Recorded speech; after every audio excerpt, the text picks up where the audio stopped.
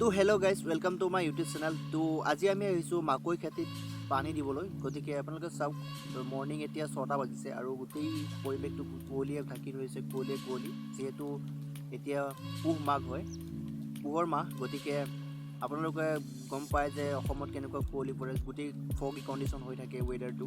তো আমি আজি আহিলোঁ এতিয়া প্ৰথমবাৰ হ'ব মাকৈ পানী দিম। প্ৰথমবাৰ যিহেতু মাকৈ খেতিত বহুতবাৰ পানী দিয়া হয়, বিভিন্ন ধৰণৰ 3বাৰ দিয়ে 4বাৰ দিয়ে। তো এইটো এই ভাৰত গ'ল্ড কোম্পানীৰ মিনি হোণ্ডা হয়, যিহেতু আজিকালি বহুতেই উপলব্ধ হয় চবতেই। যিহেতু আপোনাৰ এগ্ৰিকালচাৰ অফিচত কণ্টেক্ট কৰিলে আপোনালোকক ছাবচিডিত বহুত কম দামত লাভ কৰিব পাৰিব। তো যিহেতু ইয়াতে ডাঙৰ মেচিন আনিবৰ কাৰণে বহুত কষ্টকৰ, বিশেষকৈ মানুহ পোৱা নাযায় ন দাঙিবৰ কাৰণে। গতিকে আপোনালোকে মিনি হোণ্ডা দিও পানী দিব পাৰিব আৰু এই খেতিবিলাক হৈছে অতি কম সময়ত অধিক টকা লাভ কৰিব পাৰে। যিহেতু ধান খেতিত বহুত টকা খৰচ হয় বা বহুতখিনি কষ্ট হয়, তো মাকৈ খেতিত আপোনালোকে সিমানখিনি কষ্ট কৰিব দৰকাৰ নাই আৰু ইয়াতে অতি কম সময়ত অধিক ধানতকৈ বেছি আপোনালোকে টকা লাভ কৰিব পাৰিব। আৰু ইয়াৰে আমি মিনি হোণ্ডা দি আজি ফাৰ্ষ্ট এইখিনি মাকৈ আজি পানী দিবলৈ আহিছোঁ। তো আপোনালোকে চাই থাকক আৰু বিশেষ খেতিৰ বিষয়ে আপোনালোকে জানিবলৈ মোৰ চেনেলটো ছাবস্ক্ৰাইব কৰি থ'ব, লগতে কাষত থকা বেল আইকনটো দবাবলৈ নাপাহৰিব। তো মাকৈ খেতিৰ বিষয়ে সবিশেষ জানিবৰ কাৰণে মোৰ চেনেলটো ছাবস্ক্ৰাইব কৰিব। ইয়াৰে গুটিৰ পৰা আৰম্ভ কৰি কিমান টকা খৰচ হয়, কিমান কি কথা সকলোবোৰ আপোনালোকক জনাম নেক্সট ভিডিঅ'ত। তো আজি আমি ফাৰ্ষ্ট আপোনালোকক দেখাম যে মাকৈ খেতিতনো কি কৰিব লাগে বা কেনেকৈনো ডাঙৰ দীঘল কৰিব লাগে। তো ইয়াতে আমি আপোনালোকক দেখাবলৈ আহিছোঁ। গতিকে এই পানীটো দিয়া হৈ আছে প্ৰথমবাৰ, যিহেতু মাটিবিলাক বহুত শুকাই আছে। গতিকে মাটিৰ কণ্ডিশ্যনটো চাই কিনে আপোনালোকে পানী দিব পাৰিব বহুত সময়ত, বেলেগ টাইমত।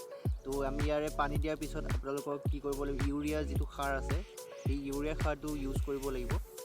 যিহেতু আজিকালি মাটিবিলাক কণ্ডিশ্যনটো বহুত বেয়া হয়, চ' ইউৰিয়া সাৰ ইউজ নকৰিলে আপোনালোকৰ খেতি ইমান এটা ভাল ফল নাপাব।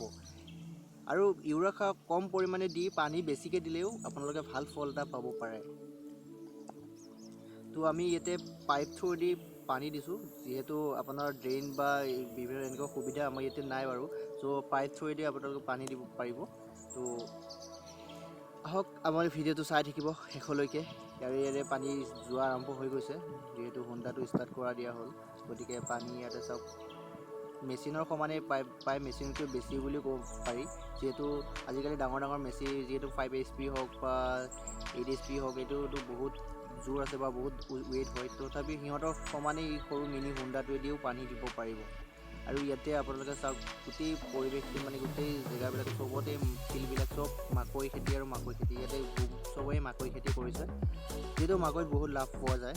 আৰু আপোনালোকক এইটো দেখাইছোঁ যে এইটো হ'ল মিনি মেচিন হয়, যিহেতু আপোনালোকে ডাঙৰ মেচিনবিলাক কৰোঁতে বহুত কষ্টকৰ হয়। যিহেতু এইটো আপোনালোকে মিনি মেচিনেদিও আপোনালোকে আজিকালি পানী বা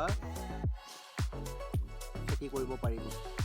তো চাওক, এইটো মিনি মেচিন হয়, ইয়াৰে দাম বেছি নহয়। মিনিমাম আপোনালোকৰ মাৰ্কেট থ্ৰুদি বা 12,000 या 13,000ৰ ভিতৰত আপোনালোকে এই মিনি মেচিনটো লাভ কৰিব পাৰিব।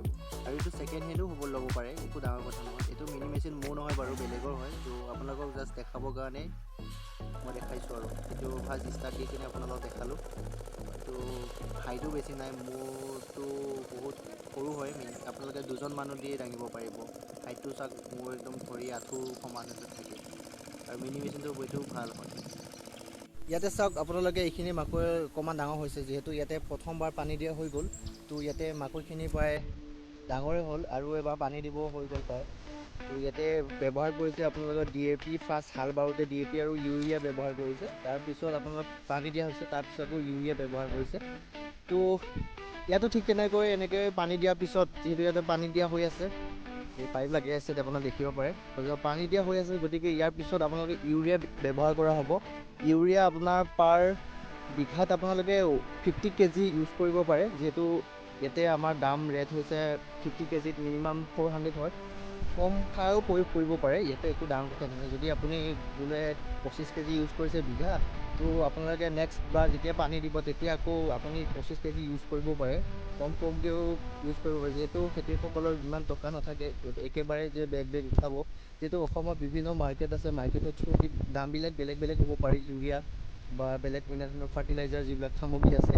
ইয়াতে ফাৰ্ষ্ট আপোনালোকে কম সময়ত ধৰক আপুনি কম ইউজ কৰিলে নেক্সট বাৰ যেতিয়া পানী দিব তেতিয়া আকৌ আপুনি ইউজ কৰিব পাৰে, একো ডাঙৰ কথা। তেতিয়া আপুনি বন মৰা দৰৱ ইউজ কৰিব পাৰে, বন মৰা। আৰু যদি আপুনি পোক পতংগই কিবা খেতিৰ দৰা নষ্ট কৰে তেনেহ'লে আপোনালোকে কীটনাশক দ্ৰব্য ইউজ কৰিব পাৰে।